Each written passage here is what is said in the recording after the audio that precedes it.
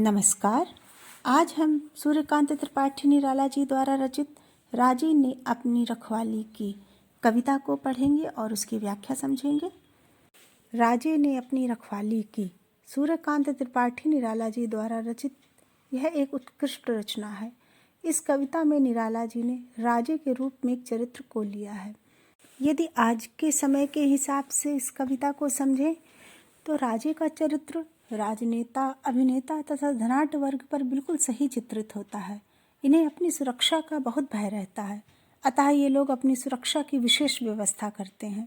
निराला जी की इस कविता में राजा अपनी सुरक्षा के लिए फौजें रखता है, किले बनवाता है। आज के समय में अनगिनत सुरक्षाकर्मी रखे जाते हैं। पंडित सूर्यकांत त्रिपाठी निराला आधुनिक हिंदी साहित्य के आकाश के ज्वाज्वल्यमान सूर्य की भांति थे। उन्होंने अपने अप्रतिम साहित्य के द्वारा आधुनिक हिंदी को सशक्त बनाया और उसे गौरवान्वित किया। उनके साहित्य में अनेक संघर्षों, वेदनाओं की हृदय स्पर्शी श्रृंखला सजी हुई है। निराला जी उन श्रेष्ठतम कोटि के कवियों में से थे जो अपने समय तथा उसके पहले भी और आने वाले समय को समझते हुए उच्च कोटि की कविताएं लिखी। निराला जी की यह रचना राजे ने अपनी रखवाली की आज के समय के राजनीतिक, धार्मिक, सांस्कृतिक दृष्टि से अत्यंत सार्थक प्रतीत होती है।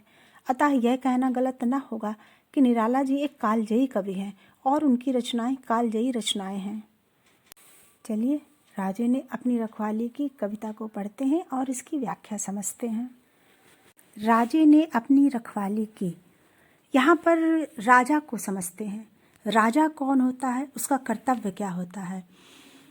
जो राजा प्रजा पालक होता है, अपनी प्रजा के सुख, समृद्धि, सुरक्षा के बारे में सोचता है तथा प्रजा को अपने परिवार की तरह ही समझता है और अपनी प्रजा को समान अधिकार व न्याय की समुचित व्यवस्था करता है। अर्थात एक धर्मपरायण राजा प्रजा का सेवक होता है। लेकिन कवि निराला जी ने अपनी कविता में जिस राजे की बात की है वह शासक है और शासन करना चाहता है। वह राजा आम नागरिक को सेवक बनाने की चाह रखता है। निराला जी ने इस कविता में उस बुद्धिजीवी वर्ग पर व्यंग्य किया है जिसे आम नागरिक की ताकत बनना चाहिए, लेकिन वे अपने अपने लाभ के लिए राजा की चापलूसी करते हैं और जनता को भ्रमित करते हैं। राजे ने अपनी रखवाली की, किला बनाकर रहा, बड़ी बड़ी फौजें रखीं, चापलूस कितने सामंत आए, मतलब की लकड़ी पकड़े हुए, कितने ब्राह्मण आए, पोथियों में जनता को बांधे हुए। राजा ने अपनी रखवाली की। और राजा ने किस तरह से अपनी रखवाली की?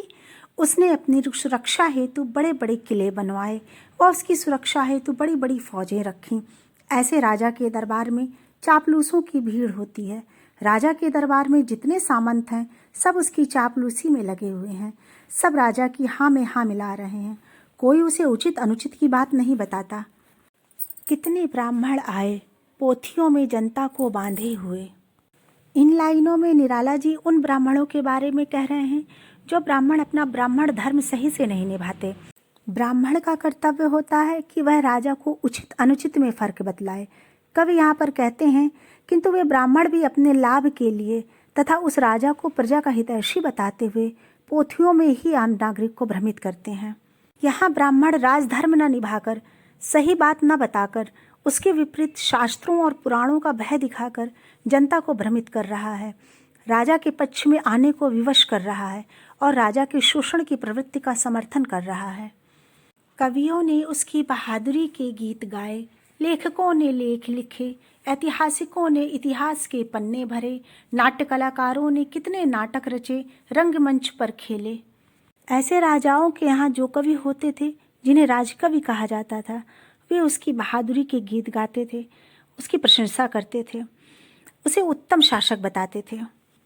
लेखकों ने राजा की प्रसिद्धि के लिए लेख लिखे, ऐतिहासिकों ने इतिहास के पन्ने भरे, इतिहासकारों ने उस राजा का इतिहास वीरता भरा, सुदृढ़, सुंदर, प्रजापालक, धर्मात्मा के रूप में लिखा। अर्थात इतिहासकारों ने उस राजा का इतिहास वैसा ही लिखा जैसा वह चाहता था। अगर आज के समय को ध्यान में रखकर इन पंक्तियों की व्याख्यायित करें तो आज भी अनेक राजनेता, अभिनेता, धनाढ्य वर्ग जिन्हें अपनी सभ्यता से, संस्कृति से, कला से, इतिहास से, शास्त्रों, पुराणों से, यहाँ तक कि अपने देश से भी कोई लेना देना नहीं है, फिर भी उन्हें संतुष्ट करने के लिए उन्हें अच्छे रूप में प्रचारित व प्रसारित किया जाता है। कलाकारों ने कितने नाटक रचे, रंगमंच पर खेले। नाट्य कलाकारों ने उस राजा के समर्थन में अनेक नाटक लिखे और उन नाटकों का मंचीकरण भी किया। जनता पर जादू चला राजे के समाज का, लोक नारियों के लिए रानियां आदर्श हुई, धर्म का बढ़ावा रहा धोखे से भरा हुआ, लोहा बजा धर्म पर सभ्यता के नाम पर, खून की नदी बही, आंख कान मूंद कर जनता ने डुबकियां ली, आंख खुले राजे ने अपनी रखवाली की। जनता पर जादू चला राजे के समाज का। यहाँ पर कवि निराला जी कह रहे हैं कि इस प्रकार ब्राह्मणों, लेखकों, कवियों, नाट्य कलाकारों द्वारा नाटक लिखना तथा उसका मंचीकरण करना और चापलूसों ने हर संभव प्रयास करके साधारण प्रजा पर राजे का जादू चला दिया। अर्थात आम नागरिक को भी लगने लगा कि उसका राजा अपने लिए नहीं बल्कि उनके अर्थात प्रजा के लिए कार्य कर रहा है। लोक नारियों के लिए रानियां आदर्श हुई।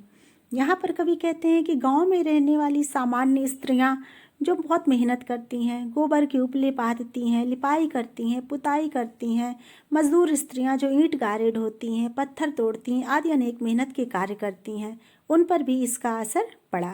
रानियां जो अपने महलों में सिर्फ शोभा की वस्तु हैं, वे उन मेहनतकश लोक नारियों की आदर्श बन गईं। धर्म का बढ़ावा रहा धोखे से भरा हुआ, लोहा बजा धर्म पर सभ्यता के नाम पर। यहाँ कवि कहते हैं कि धर्म के नाम पर भी धोखा दिया जाने लगा। हमारे धार्मिक ग्रंथों, शास्त्रों की व्याख्या गलत तरीके से की जाने लगी। धर्म के नाम पर लोगों को भ्रमित किया जाने लगा। सभ्यता के नाम पर धर्म का गलत इस्तेमाल हुआ। खून की नदी बही, आंख कान मूंद कर जनता ने डुबकियां ली। धर्म के नाम पर, सभ्यता के नाम पर जनता भी बहकावे में आ गई और खून की नदी बहने लगी। बिना कुछ देखे सुने समझे बूझे जनता भी इस खून की नदी में अर्थात आपस की लड़ाई में कूद पड़ी। यह जो खून की नदी बही, धर्म का गलत प्रस्तुतिकरण किया गया, उसमें भोली भाली जनता बिना कुछ सोचे समझे सब सच मानकर कूद पड़ती है। यहाँ कवि कहना चाह रहे हैं कि यदि धर्म का लोहा न बसता, सांप्रदायिकता की बातें न होती तो खून की नदियाँ भी न बहती। आँख खुली राजे ने अपनी रखवाली की। पर जब आँख खुली अर्थात जब समय निकल गया तो पता चला कि राजे को न जनता से मतलब है न ही देश से मतलब है।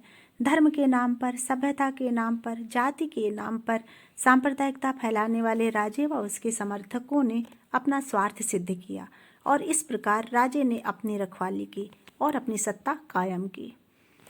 यहीं पर राजे ने अपनी रखवाली की कविता समाप्त होती है। मिलते हैं अगली कविता के साथ। अगर आपको मेरा यह वीडियो पसंद आया हो तो कृपया लाइक करें, सब्सक्राइब करें, शेयर करें और बेल बटन पर क्लिक अवश्य करें। धन्यवाद।